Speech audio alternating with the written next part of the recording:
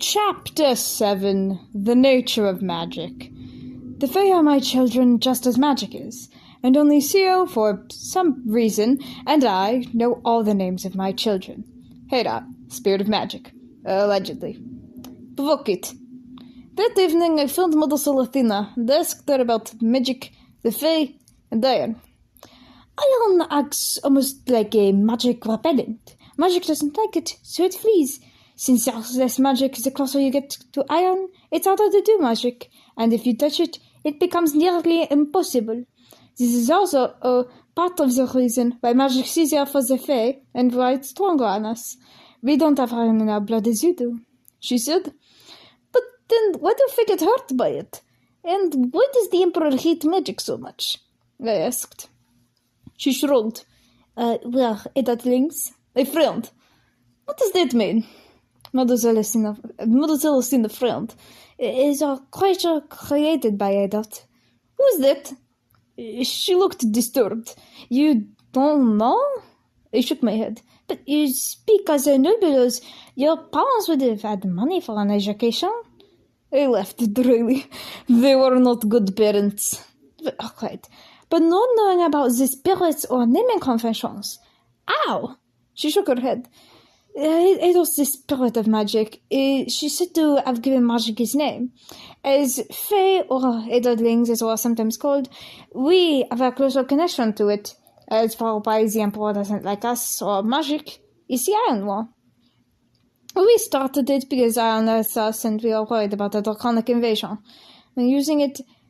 And the Emperor's a bit unclear on this. Either he's mad that we beat Draco in war, or he's mad about all the war crimes we committed doing that, but he thinks we're weak because we get hurt by iron.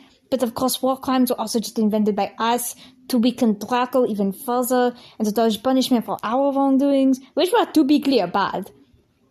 In addition to this, many draconic mages didn't want Draco to win. She looked into the distance thoughtfully. The first verse of Cinnis' anthem is a bit more on the nationalist side, but other than that is fairly standard. But the second and the third sound like silly words cries for help. On the fourth is literally the word help over and over again. I wonder if the composer was being threatened.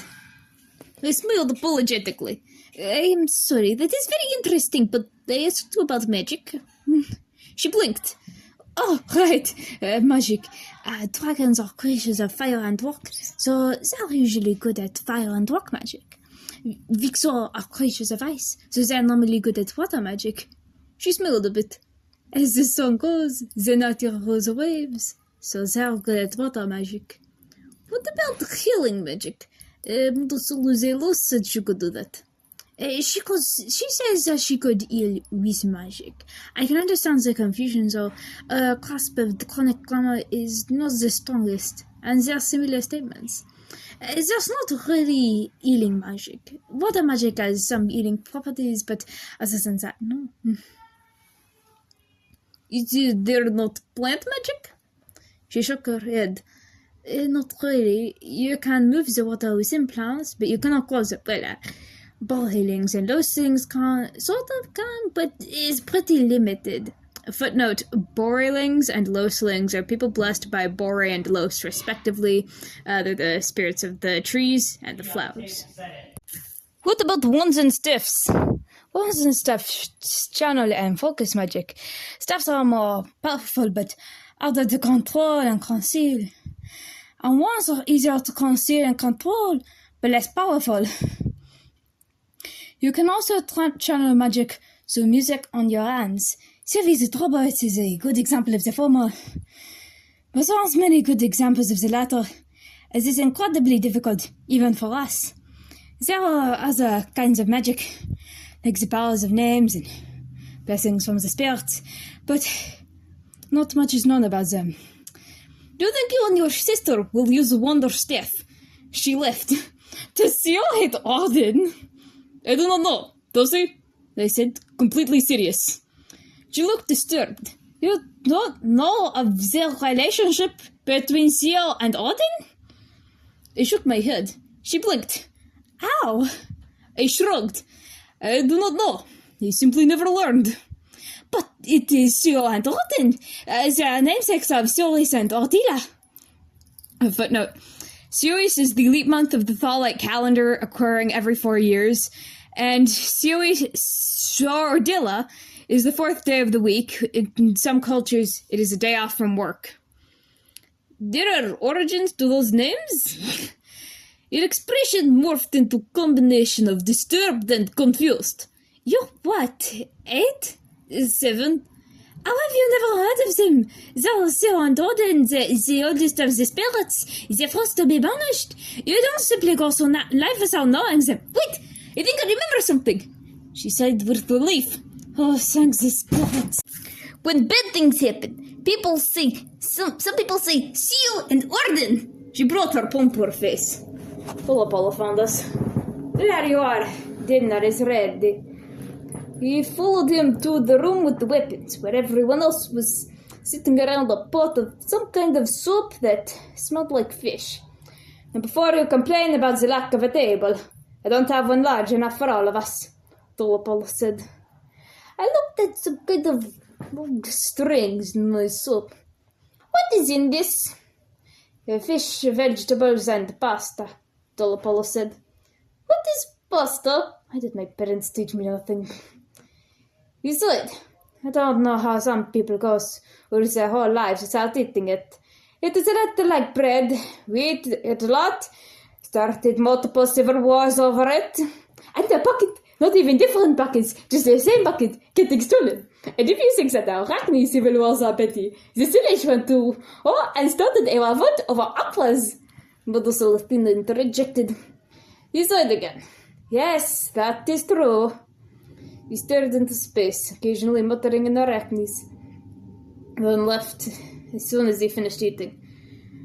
There's a bed somewhere, he said. Don't leave everything sitting out like this. Why don't you do it yourself? Hornka asked. If you want to live here, do some of the housework. When the rest of us finished eating, we washed the pot and bowls and put them away, then looked around for the beds he mentioned. Turned out there's only one, about the same size as the one upstairs, carved in what Mother Athena said was an Arachne style, with dark blue covers. I wondered why you would spend so much money on dark blue dye to make blankets that did not look like they had been used recently, if ever. We decided that Vodka, Syl, and the Medusa would take turns sleeping in the bed. They were too big for it, and started with the Medusa. Athena took out something made of wood and carved at the bottom. She put it in her mouth and began to play a tune at a moderate tempo. The instrument had a reedy, buzzing sound. After a bit, Syl took out an instrument of his own.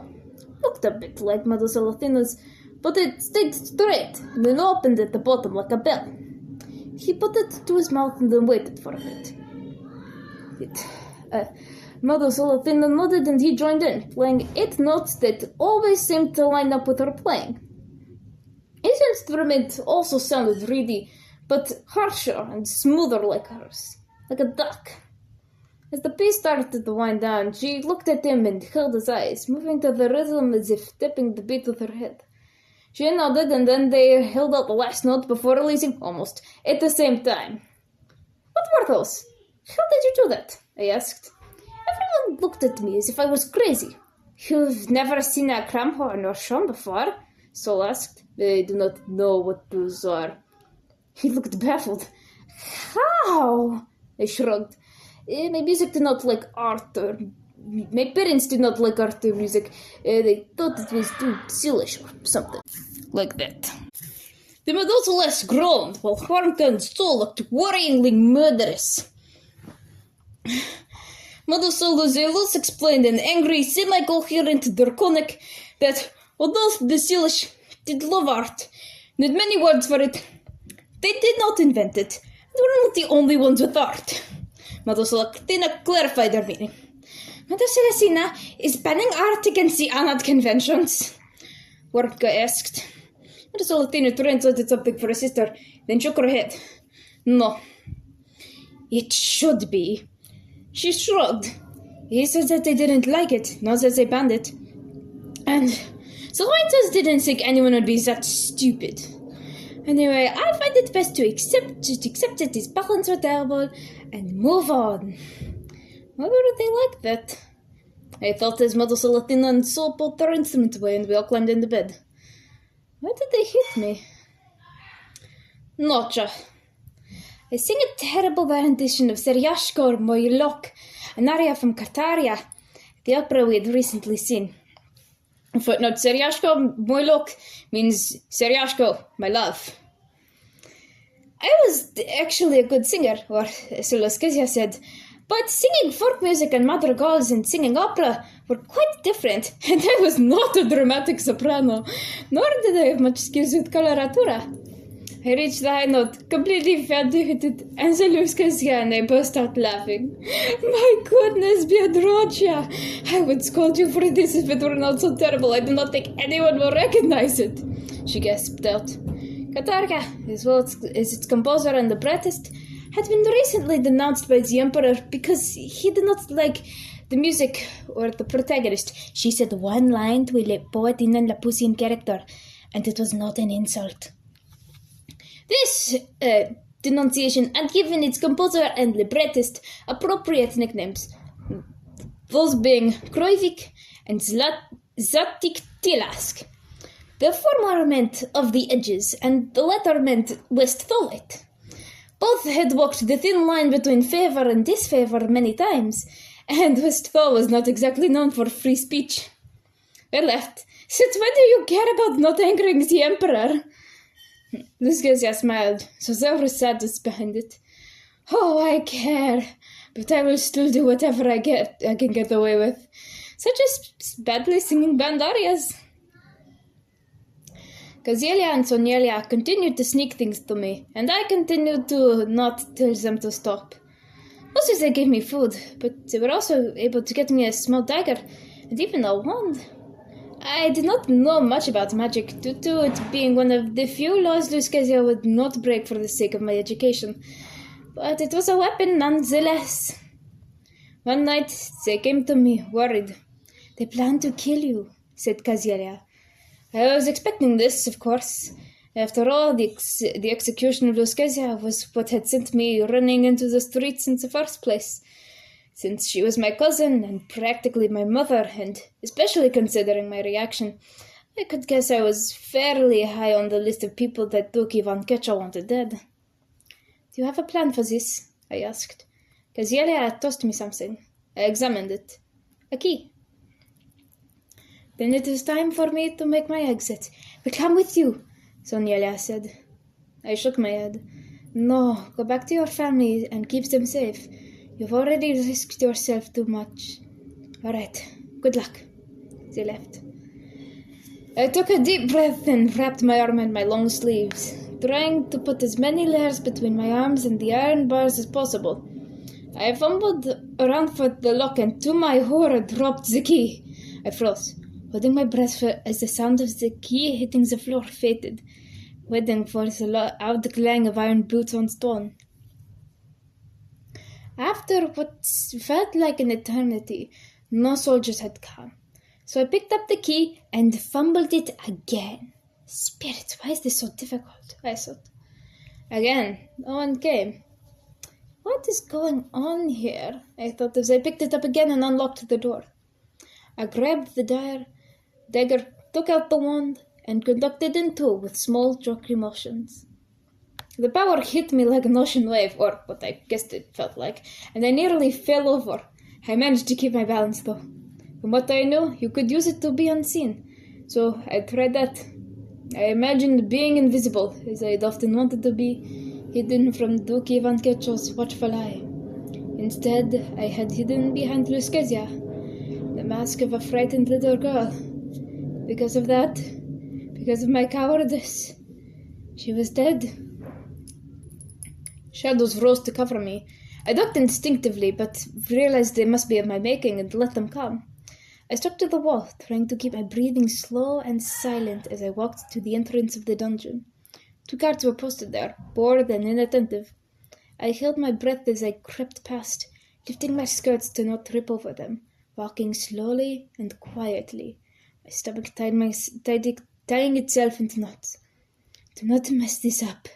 For Luskezia, I thought. Thankfully, they did not see me. As I was past them, I went through the castle silently. On my way, one guard saw me, or thought he did, though he was quickly distracted by a Powhatan courtier. And by the time the guard looked back, I was gone.